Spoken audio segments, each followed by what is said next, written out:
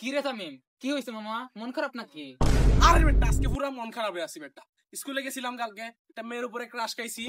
তারপর মনে কর পরের দিন গেছি স্কুলে, খুব গেট আপ নিয়ে গেছি। মনে কর শার্ট লাগাইছি, প্যান্ট লাগাইছি, ইন করছি বেটা, টাই লাগাইছি বেটা, তারপর চশমা লাগাইছি। তারপর যাই, পুরো কথাটা শুন আগে। গেলাম, আমার যাইতে খুবই শরম লাগতেছিল ওর সামনে যাইতে। তারপর ভাবলাম যে যদি ভালো করে পাঠাই বলতে কথা, তার মানে ও চান্স নিবে। আরে মামা তোর একটা কথা বলি, টপার আছে না, টপারদেরকে কই ওরা পুরো বুঝাই আমি দেবে। আমি বলদ একটাকে পাঠাইছি আমার স্কুলের টপারকে। ও কিছুই বুঝে না, হাব ভাব কিছুই বুঝে না। ওরা যাই পাঠাইছি, ওরে যাই বলছি যে বলবি যে ও ওই ভাইয়া বলছে আপনার আই লাভ ইউ বলছে। ও যাই আই লাভ ইউ বইলা দিছে।